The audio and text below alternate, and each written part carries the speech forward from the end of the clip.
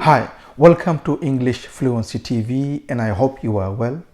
In this video, we will be talking about step 2 of learning to speak English. On step 1, we talked about the vocabulary, and the reason we said number 1 is vocabulary is because for us to speak, for us to talk, we need words. Without words, without vocabulary, we can't talk. And this is why step 1, it's vocabulary. Two things on vocabulary. One is to increase as much as you can, and number 2 is to correct the pronunciation of the words we already know. Many of us who wants to learn to speak English already know many words. We just have to make sure that those words that we already know is the pronunciation correct. For us to speak well and for us to speak fluently and beautifully with our own accent, we have to make sure that we pronounce the words correctly and beautifully. The words we already know, the pronunciations are correct. Also increase your vocabulary as much as possible on step 1. So what is step 2? Step 2 is reading and writing. Reading and writing is the most important for you to learn to speak English. So read and write comes together. This reading will give you everything you need for you to learn to speak English.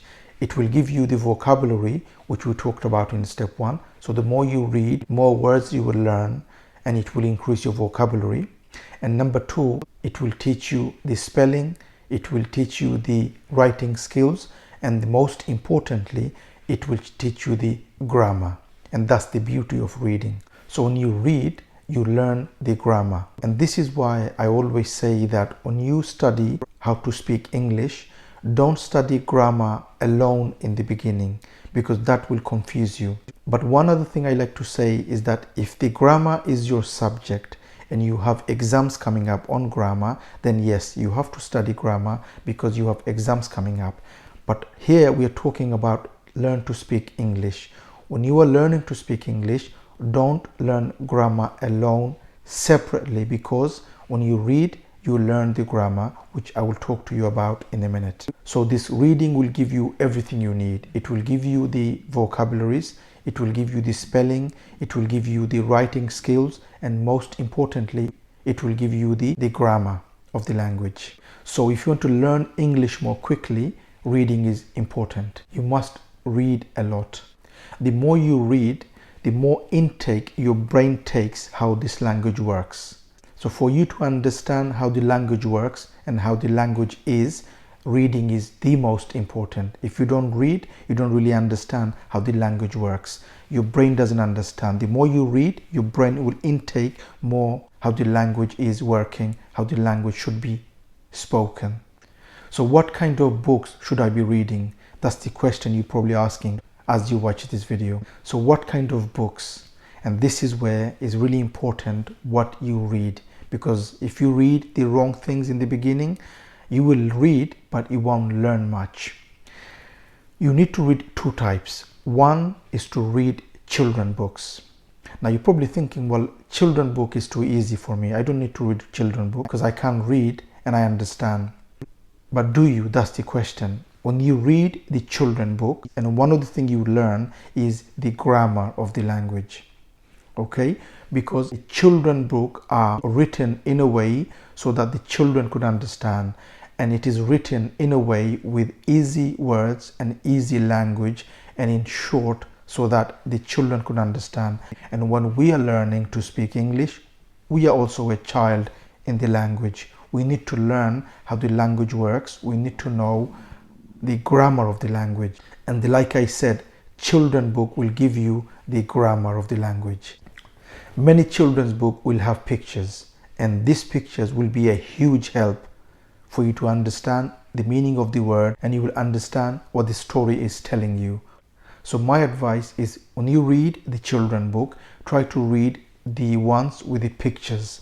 This way, when you are reading, even if you don't understand the word, the picture will tell you the understanding of the word or the sentence. So read lots of children book, and also with pictures too. But all the children book that you read doesn't have to have pictures, but I would say read some with pictures, because like I said, when you're reading If you don't understand the sentence or the word, the picture will give you that meaning and that understanding, because the picture and the story is linked. So if you don't understand what you're reading, if you look at the picture, you will understand what the sentence is saying or the meaning of the word. Secondly, don't just read the children book. I will also read on the things that I am interested in.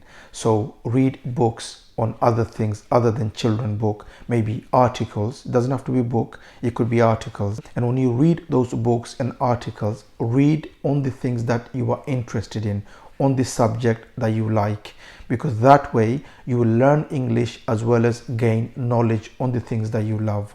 So if you read on something that you love, maybe sports, maybe cooking, maybe science, maybe space, something that is you are interested in, read on those. That way you will gain the knowledge on that subject as well as you will learn English by reading. I love reading, gaining knowledge. So I read anything and everything to gain knowledge, because one, I don't get bored because it's something I like doing. I have interest in that. And two, as I'm reading, I'm learning on other things. So find something that you like and read something you have interest in. That way, like I said, you will learn as well as you will gain knowledge on those subjects. Just on the other day, I was in town and I was passing by a bookstore. So I went in without any plan of buying any books, but I ended up buying 6 books. I looked at the shelf and I was looking at the children's section because I have 4 children. I have 4 sons. So I was looking at this section of the children and I looked at, and as I was looking, I bought 6 books. Very small books with only 15 pages in it, but the subject they were talking about, even I want to learn. So I bought those books. One, because I want to learn and I want to read. And number 2, I could pass it on to my children for them to learn. This is one of the books that I bought. And as you can see here, it says children reference. And the book is all about the human body. And it says, learn how your body works. Do I know how my body works? I don't. So even though it says children reference, it's written for children, even I need to know about the subject. So I will read it and then I will pass it on to my children. That's the other one. And this is science and technology. Do I need to learn about the subject? I do. So it's all about gaining knowledge. Like I said, it interests me to gain knowledge. Even though this book is written to children, I will read it because I don't know. I am also a child when it comes to these subjects. So when I'm reading, I'm also a child because I don't know the subject and I need to know about those subjects. So I will read. And then we have the space, the planet Earth. And this is a good one which I will read. Do I know anything about my planet? I do, but how much do I know? This book is about planet Earth. It's about my world and I want to learn about my world, the place that I live in. So planet Earth is something I will read. And this is a good one. It's about animals, which I will read. So like I said, I like gaining knowledge. So anything to gain knowledge, I will read. Even though it's written for children, it doesn't matter because the subject is to gain knowledge. Even though it's for children, even I need to know, so I will read. So read, so buy some books that interest you on the things that you love reading or you like to know, and then read about those things. Now all the information you need, articles, you will get it from Google, but my advice is I like buying books because at the end of it, it belongs to me. I get to keep it. So lots of reading. The more you read, more you will learn about the language. One other thing about reading which I like to mention is that when you read, try to read a bit loud so that you could hear what you're reading. Because one thing, reading will give you the knowledge. The reading doesn't give you the training of speaking. It gives you the knowledge, but it doesn't give you the training of speaking. So when you read, try to read a little loud so that you could hear what you're saying. That way you are getting the training of speaking as well as knowing if the pronunciation is good, if you are saying it correctly, if you are reading it correctly. So when you read a little loud so that you could hear how you are sounding, how your pronunciation is of that sentence, of that word. So read, but read a little loud so that you could hear yourself. One other thing about the pronunciation is that when you're reading and there is a word and you're not sure how to pronounce that, one of the best way to get the pronunciation, obviously you will get it from Google. So if you Google the word, it will give you the sound. So if you look on the dictionary in Google, it will give you the sound of that word, and that way you will get the pronunciation. But that is what the computer is saying, or the dictionary is giving you a perfect sound. But you don't really know how a real person saying that word in reality. So the best way for you to know how a person is saying that word or pronouncing that word is to use there is a YouTube based search engine known as youglish.com, and in there all you do is you type in the word you're not sure or you need to learn the pronunciation. You type in and Youglish will come up with many videos for you to see, which is spoken by real people. So you will see real people using that word in sentences. So you learn two things: one, how to pronounce from real people, and also how to put that word into a sentence. So you learn two things: one, like I said, how to pronounce that word, and two, how to put that word into sentence. So youglish.com will help you on that. So use that when you need to learn the pronunciation of words or how to put those words into sentences. Second part is to write. So always make sure that you read, but you also write all the things that you learn. So all the new words you learn and all the new sentences you've understood, write it down on your notebook so that you could go back and you could learn. Also, when you write, it stays in your mind for longer and you will remember for a long time. So read and also write what you are reading. This way you have something to go back to learn. So you could always go back on your notes to learn.